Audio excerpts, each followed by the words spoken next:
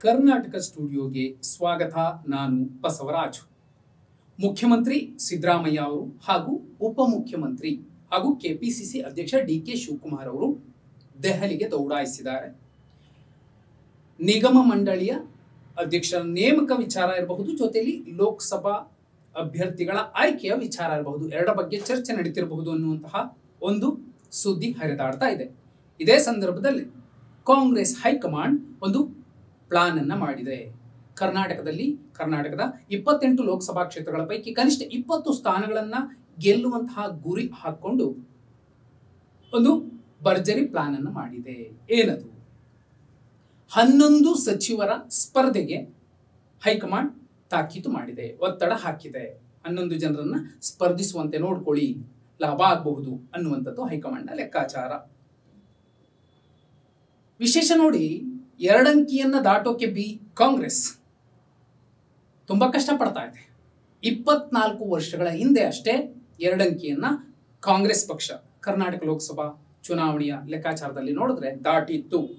99ರಲ್ಲಿ 18 ಸ್ಥಾನ ಗೆದ್ದಿತ್ತು. ಅದನ್ನು ಬಿಟ್ಟರೆ 2004ರಲ್ಲಿ 8 ಸ್ಥಾನ, 2009ರಲ್ಲಿ 6 ಸ್ಥಾನ, 2014ರಲ್ಲಿ 9 ಸ್ಥಾನ, 2019ರಲ್ಲಿ ಕೇವಲ 1 ಸ್ಥಾನ. ಈಗ 1 ಸ್ಥಾನದಿಂದ 9ಕ್ಕಿಂತ ಹೆಚ್ಚು ಸ್ಥಾನಗಳನ್ನು ಗೆಲ್ಲುವ ಮೂಲಕ 2 ಅಂಕಿ ದಾಟುತ್ತೆ ಅನ್ನೋದಾದ್ರೆ ಯಾರೆಲ್ಲ ಸ್ಪರ್ಧಿಸಬೇಕು ಅಂತ ಹೈಕಮಾಂಡ್ ಒತ್ತಡ ಹೇರಿದೆ, ಒತ್ತಡ ಹಾಕಿದೆ. ನೋಡಿ, 11 ಜನರ ಲಿಸ್ಟ್ ಇದೆ. ಬೆಳಗಾವಿಯಿಂದ ಲೋಕೋಪಯೋಗಿ ಸಚಿವ ಸತೀಶ್ ಜಾರಕಿಹೊಳಿ ಅವರು ಸ್ಪರ್ಧೆ ಮಾಡಿದ್ರೆ ಒಳ್ಳೆಯದು ಅನ್ನುವಂಥದ್ದು ಹೈಕಮಾಂಡ್ನ ಲೆಕ್ಕ. ಕಾರಣ ಏನು? ಕಳೆದ ಉಪಚುನಾವಣೆಯಲ್ಲಿ ಕಡಿಮೆ ಮತಗಳ ಅಂತರದಿಂದ ಸೋತಂತಹ ಅನುಕಂಪ ಕೂಡ ಸತೀಶ್ ಜಾರಕಿಹೊಳಿ ಅವರಿಗೆ ಲಾಭವಾಗಬಹುದು ಅನ್ನೋದು ಒಂದು.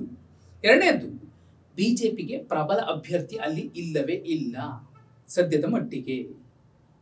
ಮೂರನೇದ್ದು, ಜಾರಕಿಹೊಳಿ ಬ್ರದರ್ಸ್ ಎಲ್ಲರೂ ಕೂಡ ಒಂದಾದ್ರೆ ಅಹಿಂದ ಮತಗಳು ಒಗ್ಗೂಡ್ತವೆ. ಅದು ಸತೀಶ್ ಜಾರಕಿಹೊಳಿ ಅವರ ಗೆಲುವಿಗೆ ಒಂದು ದಾರಿಯಾಗತ್ತೆ.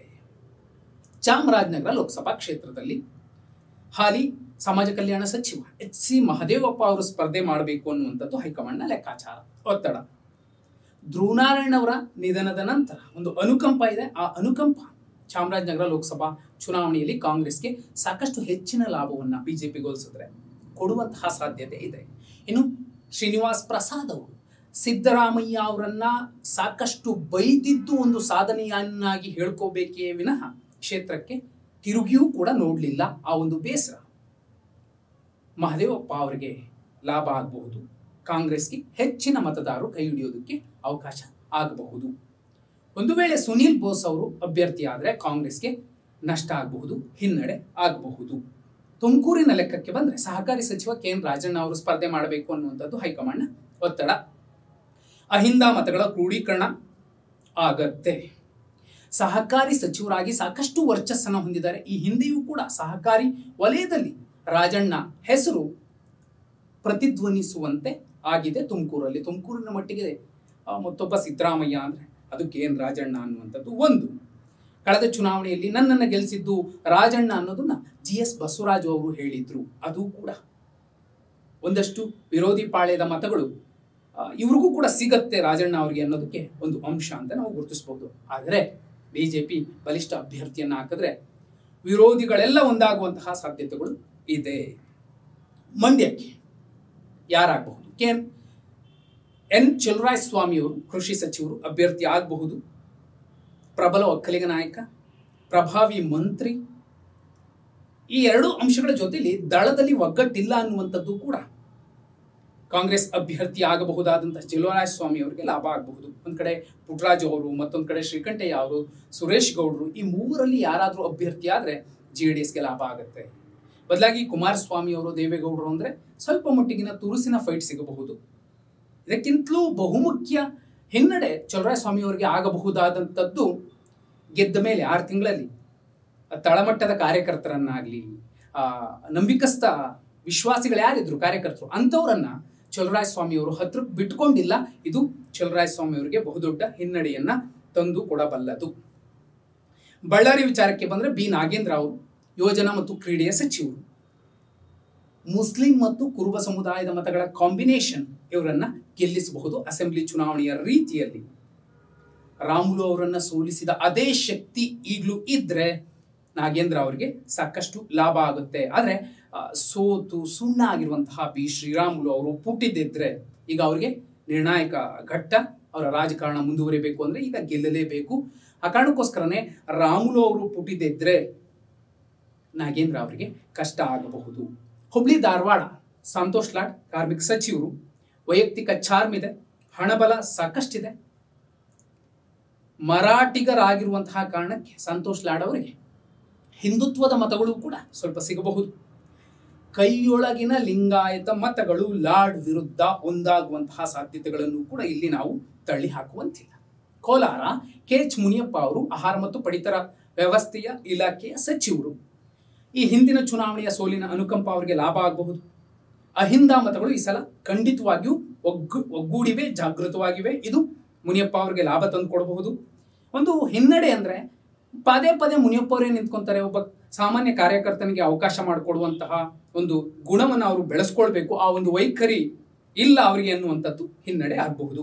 ಚಿತ್ರದುರ್ಗಕ್ಕೆ ಡಾಕ್ಟರ್ ಜಿ ಪರಮೇಶ್ವರ್ ಅವರು ಬರಬಹುದು ಅನ್ನುವಂಥ ಚರ್ಚೆ ನಡೀತಿದೆ. ಅವ್ರು ಒಪ್ತಾರೋ ಬಿಡ್ತಾರೋ. ಆದರೆ ಕಾಂಗ್ರೆಸ್ನ ಭದ್ರಕೋಟೆ ಚಿತ್ರದುರ್ಗ ನಾರಾಯಣ ಸ್ವಾಮಿ ಅವರಿಗೆ ಆಡಳಿತ ವಿರೋಧಿ ಅಲೆ ಇದೆ. ಹೊರಗಿನವರು ಎಂಬ ಭಾವನೆ ಕೂಡ ಬರಬಹುದು ಪರಮೇಶ್ವರ್ ಅವರ ವಿಚಾರಕ್ಕೆ.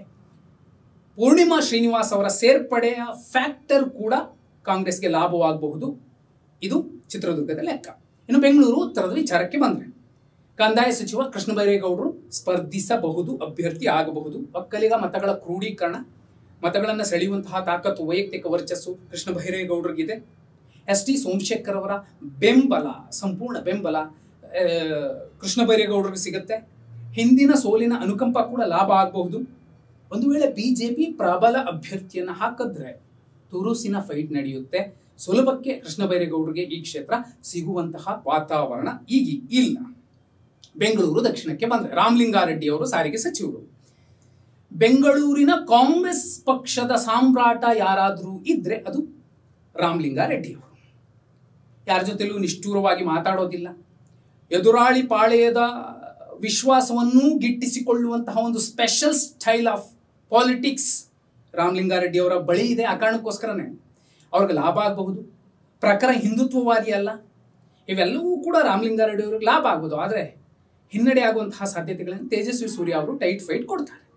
ಬಹುಮುಖ್ಯವಾಗಿ ಸಂಘದ ಪ್ರಭಾವಿತ ಮತದಾರರು ಯಾರಿದ್ದಾರೆ, ಅದರಲ್ಲೂ ಮುಖ್ಯವಾಗಿ ಲಿಂಗಾಯತ ಮತ್ತು ಒಕ್ಕಲಿಗ ಸಮುದಾಯದ ಮತದಾರರು, ಅವರು ಬಿಜೆಪಿಯ ಕೈ ಬಿಡೋದಿಲ್ಲ. ಬೆಂಗಳೂರು ಕೇಂದ್ರಕ್ಕೆ ಬಂದರೆ ಬೆಂಗಳೂರು ಕೇಂದ್ರ ಲೋಕಸಭಾ ಕ್ಷೇತ್ರ ಕೆಜೆ ಜಾರ್ಜ್ ಅವರು ಇಂಧನ ಸಚಿವರು, ಅಭ್ಯರ್ಥಿ ಆಗಬಹುದು.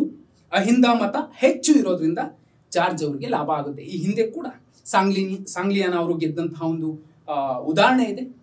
ಕ್ರೈಸ್ತ ಸಮುದಾಯಕ್ಕೆ ಇಲ್ಲಿ ಒಂದು ಅವಕಾಶ ಸಿಗಬಹುದು. ಒಳ್ಳೆಯ ಹೆಸರಿದೆ ಜಾರ್ಜ್ ಅವರಿಗೆ ಕ್ಷೇತ್ರದಲ್ಲಿ. PC ಮೋಹನ್ ಅವರಿಗೆ ಆಡಳಿತ ವಿರೋಧಿ ಅಲೆ ಇರೋದ್ರಿಂದ ಇದು ಲಾಭ ಆಗಬಹುದು. ಆದರೆ ಗುಜರಾತ್ ಮೂಲದ ವ್ಯಾಪಾರಸ್ಥರ ದಂಡೇನಿದೆ, ಮತವರ್ಗ ಏನಿದೆ, ಅದು ಕಾಂಗ್ರೆಸ್ ಪರವಾಗಿ ಯಾವ ಕಾರಣಕ್ಕೂ ನಿಲ್ಲೋದಿಲ್ಲ. ಇದು ಜಾರ್ಜ್ ಅವರಿಗೆ ಹಿನ್ನಡೆ ತಂದುಕೊಡುವಂತಹ ಒಂದು ವಾತಾವರಣ, ಒಂದು ಅಂಶ ಆಗಿದೆ. ಹಾಗಿದ್ರೆ 11 ಹಾಲಿ ಸಚಿವರು ಸ್ಪರ್ಧಿಸಿದ್ರೆ 20 ಗೆಲ್ಲುವಂತಹ ಕಾಂಗ್ರೆಸ್ಗೆ, ಗೆಲ್ತೀವಿ ಟಾರ್ಗೆಟ್ ಇಟ್ಕೊಂಡಿರುವಂತಹ ಕಾಂಗ್ರೆಸ್ಗೆ ಎಷ್ಟು ಸ್ಥಾನ ಸಿಗಬಹುದು? ಕಾಂಗ್ರೆಸ್ನ ಟಾರ್ಗೆಟ್ 20 ಸಾಧ್ಯನಾ? ಬಿಜೆಪಿ ಎಷ್ಟು ಗೆಲ್ಲಬಹುದು?